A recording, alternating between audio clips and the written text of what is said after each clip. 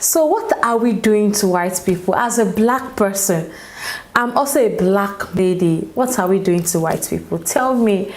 And as long as we are watching this video, what we are doing to white people, I hope there's another video that says what are white people doing to black people. Like, it should be vice versa. I think I'll have to search on that video too. But for now, let's check on what we are doing to white people. So let's check it out. Let's talk about what we're doing to white people. There's been something going on for a while now that we're being told not to notice. More to the point, that we're asking white people not only to ignore, but to accept the rising tide of racial hatred against white people. Yeah. In the past decade, there has been a noticeable cultural shift in what constitutes acceptable speech as it relates to white people. Back when I was a kid, in the early 2000s, the mainstream American culture preached about respecting each other's differences and not seeing color. Nowadays, we say that not seeing color is racism, that you must see color. But the more I see how things are unfolding, the more I'm convinced that this is wrong. Back then, saying something offhanded about white people were seen as not appropriate, just as it would be to say something offhanded about people of any other race.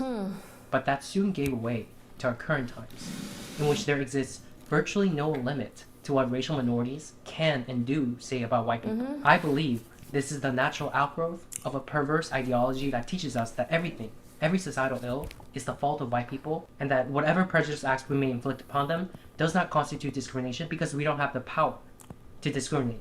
And alarmingly, this is particularly pronounced in the younger generation. I like this guy. But is it true? Do we not have the power to discriminate? It's a lie. Well, let's see. First, let's take a look at the racial hatred at the interpersonal level. In today's society, it has become somewhat fashionable to think things and say things about and to white people that would not be acceptable if it was said about any other race. And we're being taught that this double standard is not wrong, that it is rather a form of empowerment. They'll attribute negative experiences that they've had with white people to their whiteness. You had an argument in line at the grocery store with a white person? They were acting entitled because they were white. A white driver cut you off when you were driving? They need to check their white privilege. Your actions, your conduct, and your existence, in other words, boil down to your whiteness. And ashamedly, at one point in time, this was how I used to think as well. And beyond the people in my circle, I noticed that many people of color have this sort of blasé attitude, an attitude most particularly pronounced when there are no other white people around. Things are being said not just behind closed doors, but out in the open. Not just between close friends, but between complete strangers. So here's the thing.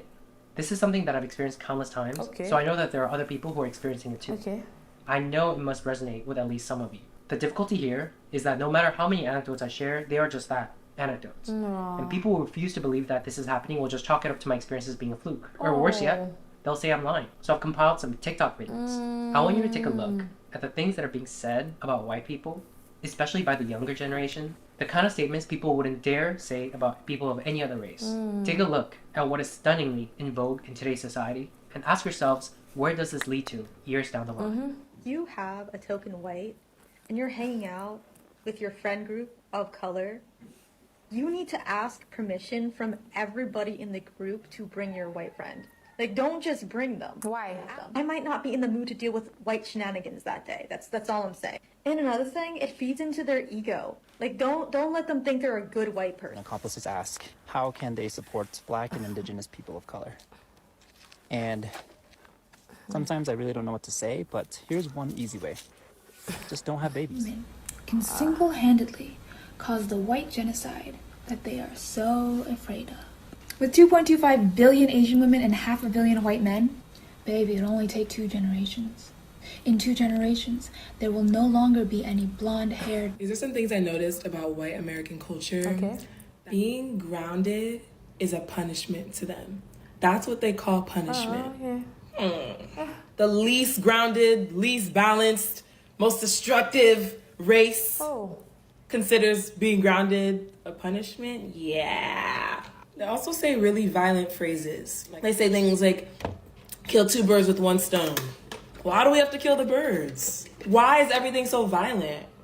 It's almost like one's language and phrases reflects one's nature. So that new Jeffrey Dahmer movie on Netflix is the perfect example of the sensationalization of white violence. People have a much easier time sympathizing with white criminals than they do with black victims. People think these shows are harmless, but they actually contribute to a much bigger issue. It contributes to the viewpoint that white people are less violent than everyone else, and white violence is something to be consumed in media, and that's it. What is with Caucasian people and like their inability to like read a fucking room? Like, y'all act like you don't understand shit because y'all be the first ones during a conversation about the Holocaust to get so mad when black people be like, you do realize that the original Jewish people were black, right? White people do not need to explain to anybody about us all bleeding red because, baby, you all are the people that need to learn that lesson. Clearly, history shows that you all are the people that like to pillage and eradicate, enslave and oppress, attempt to suppress greatness because you all simply don't have it. Right? And here go y'all cum goblins who don't even live in the fucking city. Which, by the way, the Q-tip people are the last ones to ever talk about somebody stealing anything. Y'all wouldn't be in this country had it not been for y'all stealing it. But y'all are more focused on people looting and trying to get necessities and things that they need. And yes, a TV is a fucking necessity thing. You feel like you're better than because people are out here stealing and you would never. First of all, if you are a Mayo monster, that is how your ancestors got everything, from stealing. And that's a behavior that's very common among white women. You may have not intended that, but there are many white women who act exactly like you.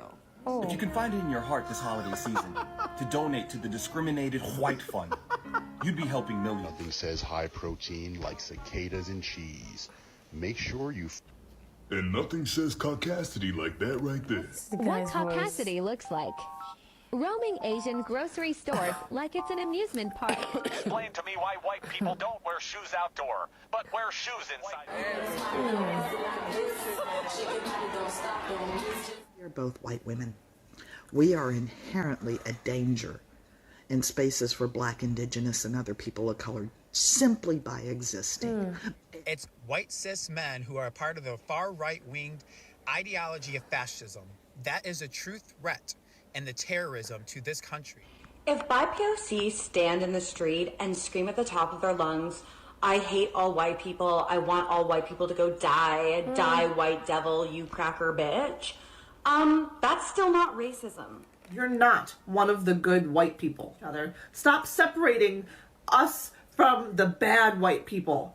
Don't sit out there in comments and say, we don't claim them. We are them. We are the ones shooting up schools. We are the ones raping people, the ones enslaving people. And I'll say it. I hate being white.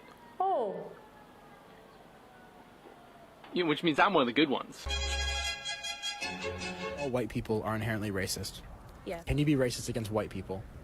Based off of the definition of racism, yes, but it's not gonna hurt them and hurt their opportunities like it does people of color. While technically you can, it's not like an issue. You can't oppress the oppressor. It helps you sleep at night. I'm racist to white people, and I'm proud of it. Why do people not understand that you can't be racist to white people? It's impossible. The system is not set up that way. You can insult white people, but it is not racism. Me calling a white person a tub of mayonnaise and like a flower looking ass, that's not racist. You went all the way to Africa to physically take black people from their homes, shove them in on boats where a lot of them got diseases and died, tell them where they could sit on a bus, tell them which schools they could go to, which water fountains they could use, which bathrooms they could use, and that's sugarcoating it. Those are just terms. I'm not even describing all the disgusting things that happen, and they don't even want revenge.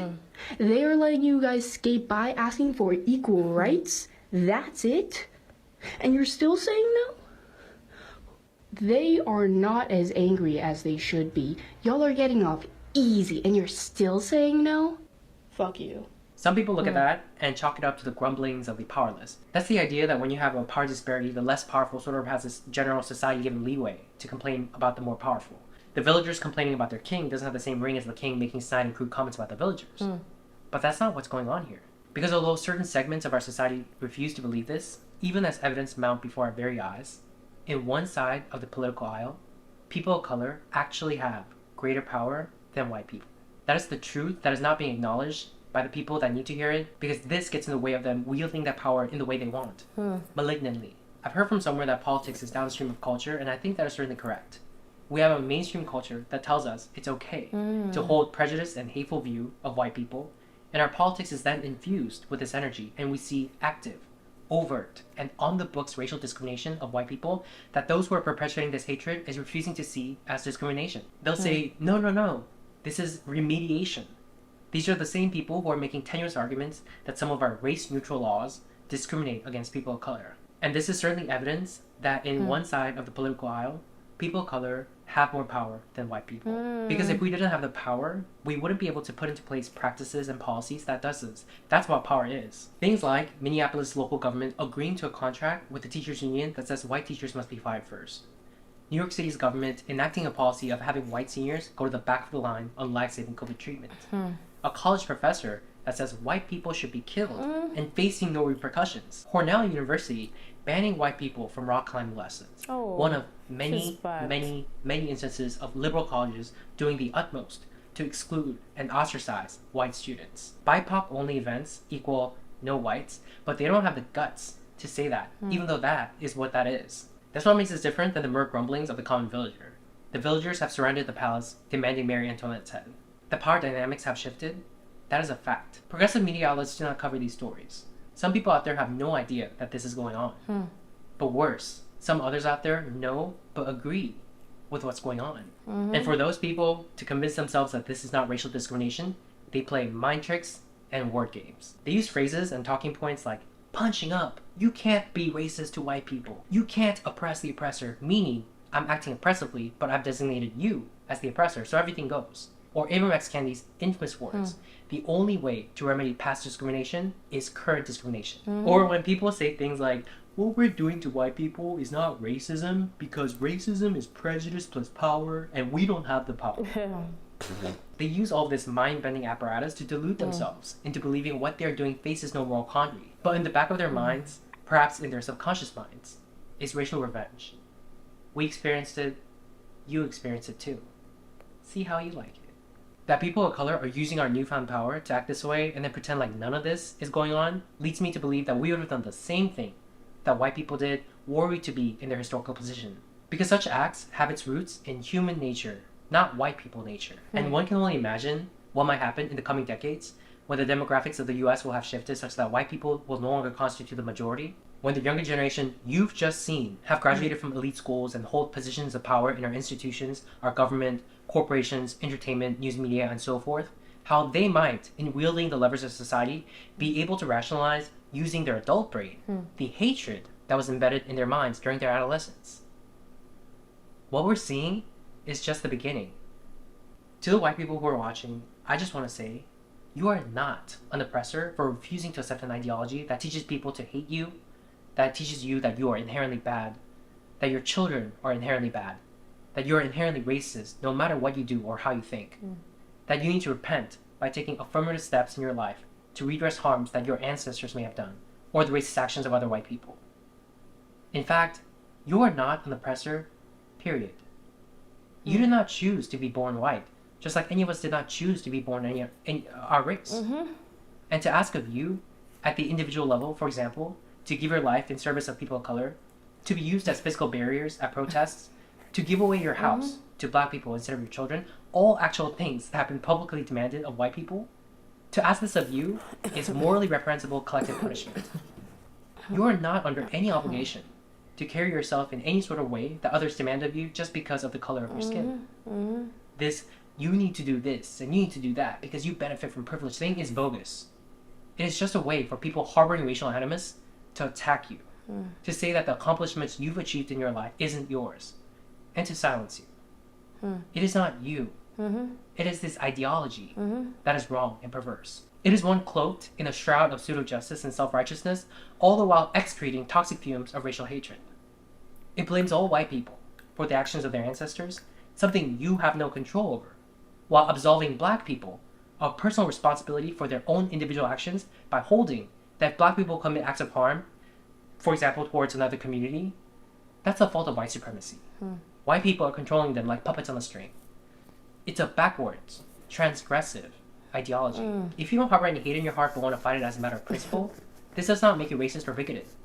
If you refuse to accept their premise in your head, but are too afraid to voice your opinion, you're neither a coward nor a bad person. If you're of a liberal bent, but there's a small corner in your brain telling you as you're watching this video that perhaps some of this is wrong, listen to your intuition.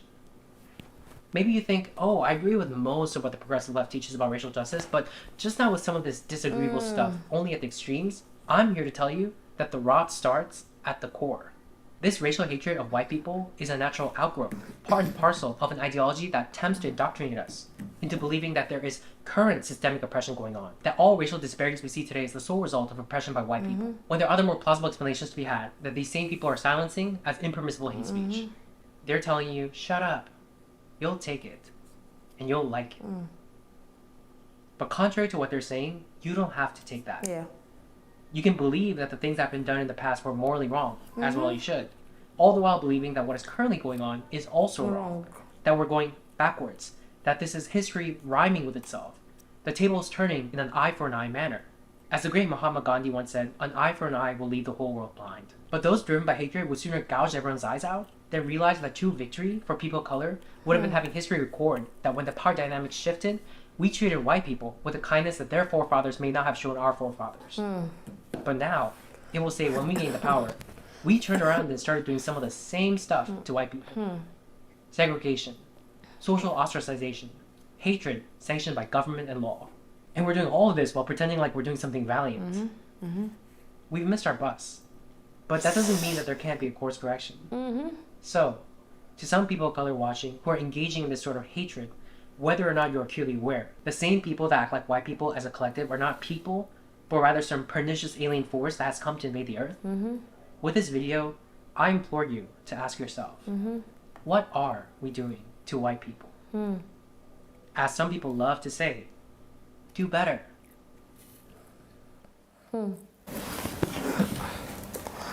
Oh, please, let's stop discriminating. Discrimination is what is going on. Not only the white people. When you come to a black man's country, the way they treat white people is not nice at all. Don't treat them badly or because of the way they look, the way they behave. No, we are all different. God created us differently. And at the same time, when blacks to go to white people's country, please treat us well. The same too goes with black. I know white people are being treated somehow. I know discrimination is there. At the same time, blacks too are being treated badly. So it's vice versa. Let's show love to one another. This is not needed. This is not needed. Let's stop making fun of each other's, race, color. It's not needed. It's just better for us not to even say anything than putting your mouth into something like that. Thank you so much for watching. Don't forget to smash that subscribe button for more. Like, share, and comment. I'll see you in the next one. Bye.